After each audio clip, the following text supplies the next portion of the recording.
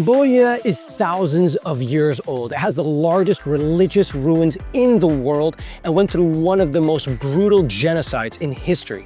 Yet the people are so kind and warm. And I'm not just saying that because my partner, Kanika K, sitting right next to me, is here, but because it's true. Today, we're gonna do a unique behind the scenes that's personal about our trip to Cambodia, so we can give you all the tips, tricks, and hacks so you don't make those common mistakes. And we're gonna cover the key travel tips, the 5 curiosities of Cambodia, how to maximize your time on the ground, especially if you're on a budget, and of course, our travel highlights on our trip to Cambodia. But before we get started, please consider subscribing on the channel so that you can get more incredible content just like this, and make sure to comment in this video so we can kind of learn from each other. So let's get started. Okay, so in terms of key travel tips, let's start with flights.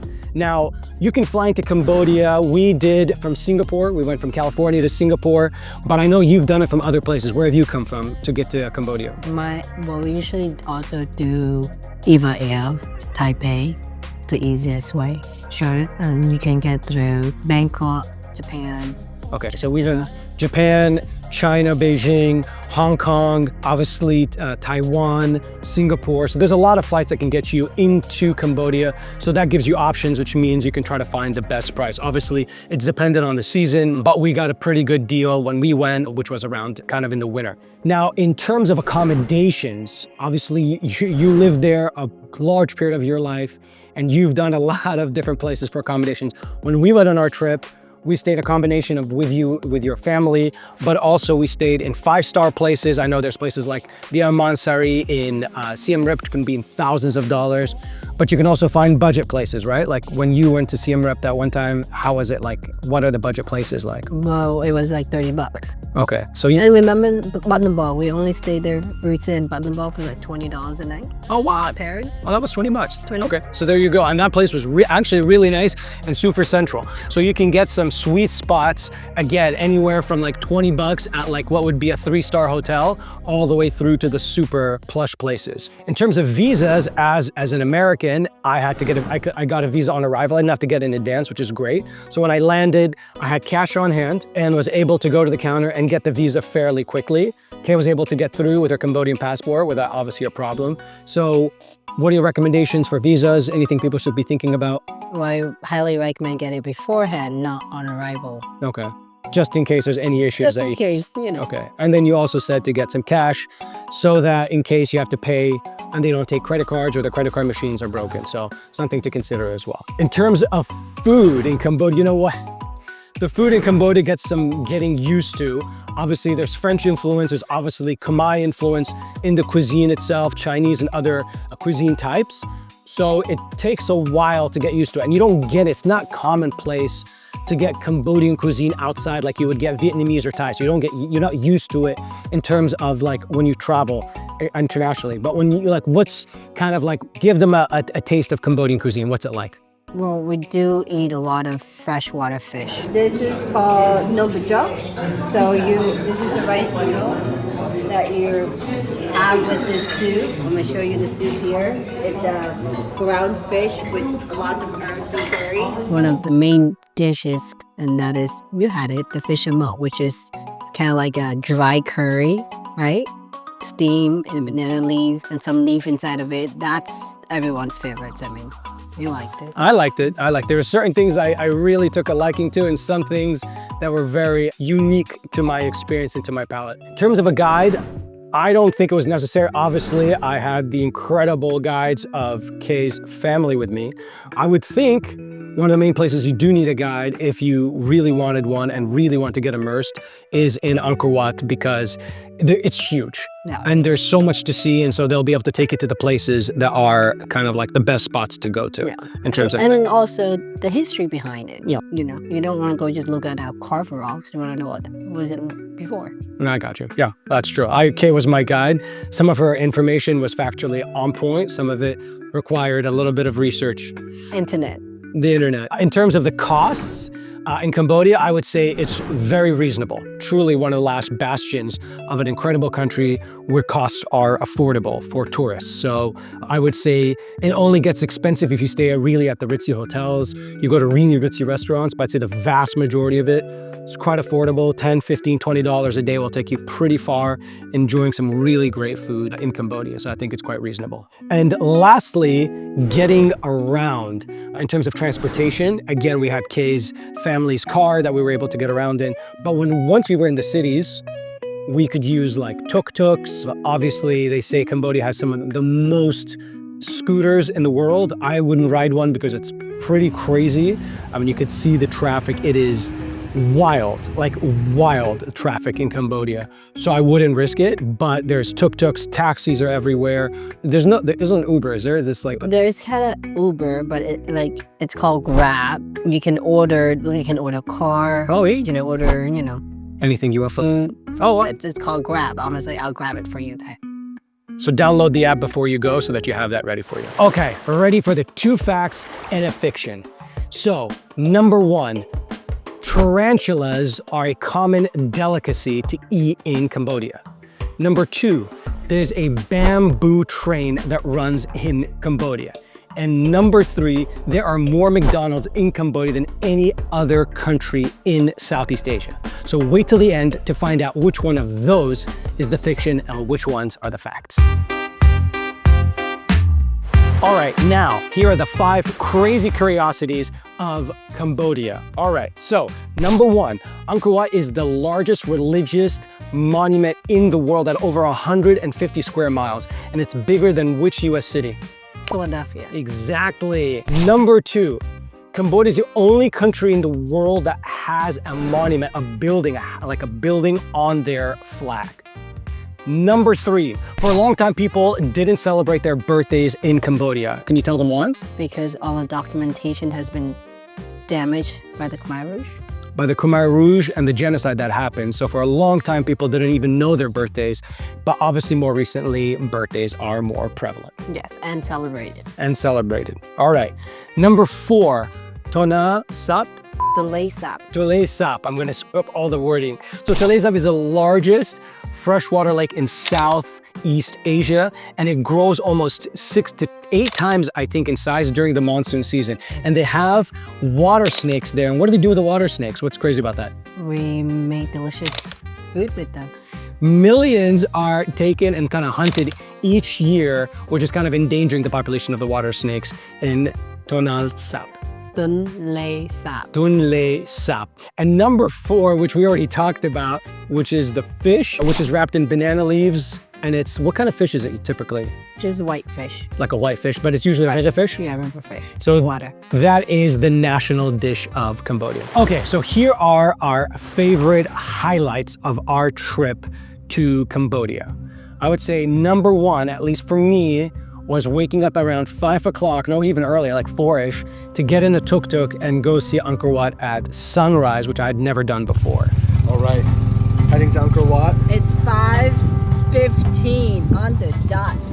We're gonna try to make it for sunrise, which is meant to be an epic experience, so wish us luck. And it was crazy because Cold. it was cold, surprisly. I know when we got there, I thought I was where we were gonna find a place to sit. No, I thought we was the first one there.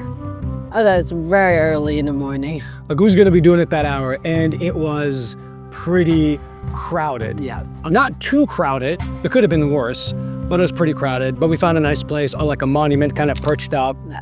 And you see the kind of the sun rising over the lake, kind of like this little reservoir on the main temple at Angkor Wat. What was cool about going there is because it's like the main one. Yeah. And it's a good place to kind of start your journey in Angkor Wat. Yeah. So that to me was like one of the main highlights, because then we spent the rest of the day, going through, like, what was your favorite part of that? I'm also gonna add to that, not many Cambodians even get to go and see sunrise at Angkor Wat. It's the time of year, sometimes you don't get to see the sunrise above the main temple. main temple. So there you had it. We were super lucky. All right, I'd say the second highlight, I'll have to say it's really actually probably more your highlight, is when we went to the religious monument where your parents used to go in Banon. Banon. And then when we got there, I know you wanted to go explore the cave. Tell us about that. that is my highlight. Yeah. For sure, because I got confused about which cave I entered when I was young. So I thought that I had been to this cave before, but in reality, I'd never been. But What's special about the cave, though? the cave has been around for, like, during the Angkor Wat time. Okay. And it has, you know, like, spiritual power that is grounded there. And we found a guy up there. Yeah, It was kind of like a shaman. I don't know what he was. well, he actually a local. But he basically was kind of like the caretaker. Yes. And he really, like, what was incredible about it, and I underestimated, I didn't even know what we were doing there. It's you can feel the power of the place. It really was, it was spiritual. We even found like a little green snake, like a really emerald green snake there. Small, but very magical looking. Magical looking. And then there was like sacred water and all kinds of stuff. So really a cool experience that kind of was off the beaten track there that I thought was really cool. What about our hike down to the cave? Yeah, and that was treacherous too. Like I literally had no idea. I was just kind of going with the flow. We were just like holding on to bamboos Yeah. as we scaling down the mountain. Yeah, it was really wild. I would say another highlight was watching you eat a cricket and watching Delicious. the guy that was driving us around eat a tarantula. So I guess there you have it. That's one of the facts. It is in fact true that the Cambodians eat tarantulas. Not common, but they eat a lot of different insects. Yes, that's the protein. Yeah, so it was like water beetles, scorpions, Yeah. all kinds of stuff. So I thought that was really unique. In the end, I ate a cricket too. More than one. Just one at that restaurant with your family. I had to kind of show up that I was not going to be like a weenie about it. Yeah. Here we go. Let's Come see. by. Excellent. So I ate those, but Because my nieces is like, they were chopping on it like it was nachos. It was nothing. So yeah, so I had an insect, and I would say the moment for me, probably like the most impactful highlight, which I think is probably the case with a lot of people that go to Cambodia, was going to the killing fields. And I think it was more impactful than even when I first went to the killing fields 15 years ago, because we had a really candid conversation with Kay's mom, and she was expressing and explaining to us, kind of like tell them, like, what was she talking about on that car drive? well, it was hard because we did ask her a very hard question, right? We asked her, how did you feel during the Khmer Rouge experience or journey, you call it? Do you feel alive or dead? How do you feel? Yeah. And for her memory was just very daunting. It was not something she wanted to recall. Yeah. But she was sharing how she felt dead and everybody just waiting for that time to die. So it was really, and she's a very, very strong woman, incredibly independent, very strong. And to watch her talk about it and think about like how close you were kind of on the edge between life and death every day was really scary. And when you go to the killing fields, knowing these stories, it's even more poignant, because at the killing fields themselves, some things I remember is that once they brought you there, they had loud music so that people in the local fields didn't even know what was happening. And the music was usually chanting like political sermons and stuff like that. And so people just think it's normal, but it drowns out the agony of what was happening there. And it was happening under their noses. Some people who came later, like a month or two after the Khmer Rouge left, didn't even know what was happening, and then they saw all the bodies and so forth. I think As they dig the mass grave. as they dig the mass graves, and we're talking tens of thousands of people were killed there over the 4 years. So I think that was, to me, incredibly emotional, and I'm so happy that the Cambodian people and government kept it there so that folks like us can see it and remember how brutal humanity can be, and that we never go back to that period of our lives. And then another highlight was when we got to Sinukville, and I remember at night we were in the hotel and we're like, hey, let's go explore the town. Yeah. And this place is like, to me personally, it's kind of sad because it was a beach town. It was really nice in some ways. And there was a huge influx of Chinese money that was building skyscrapers and massive buildings, casinos, supermarkets, all kinds of stuff. And a lot of it was abandoned during COVID. But despite seeing a lot of that, and it's kind of actually where Kay's mom spends a lot of her time in Sinukville, they have like this corniche, this kind of promenade. And we were walking Like a night market. like a night market, but there was like a lot happening. And then randomly we see these little scooters and we're like, let's jump on a scooter. And Kay's always down to try different Like a things. kid scooter. Like super small. So like my knees were up to my ears and I'm not a tall guy. And we got in the scooters and these like little motorcycles and zipped around the promenade. It was a lot of fun. That was really, really cool. I kind of felt like a kid again. it. Yes, I did feel like it. All right, so now the answers to the two facts and a fiction. So yes, like we learned, tarantulas are a delicacy in Cambodia. It is eaten. I didn't try it, but apparently has some really nice spices and sauces of people eat it. Number two, yes, the bamboo train is in service in Cambodia, usually for goods and services and so forth, and tourists in the Battambang area. But no, apparently, even as of today, there are no McDonald's in Cambodia, zero. And that's because they already have a KFC and a Carl's Jr. Apparently, they were squeezed out of the market. Not that fast food is not common now in Cambodia, sadly, because from what I learned, fast food or fresh food, excuse me, is something very exalted and important in Cambodian cuisine that they like to get it from the markets. Yeah. Obviously, fast food's not that, but they are commonplace, but McDonald's doesn't exist there. Well, I hope you found this video helpful and will help you when you go to Cambodia. And if you liked it, please consider subscribing to the channel. Also, did we miss a place? Is there any place that we really should have gone to? I'm sure there are in Cambodia. There's so much to see. But if we did, please post in the comments below. I would love to learn more about your own experiences and we can create this dialogue together. In the meantime, thank you for watching. Stay curious. And I look forward to seeing you Look like it. អរគុណអ្នកនរគ្នា ជួបគ្នានៅក្រោយ on our next journey.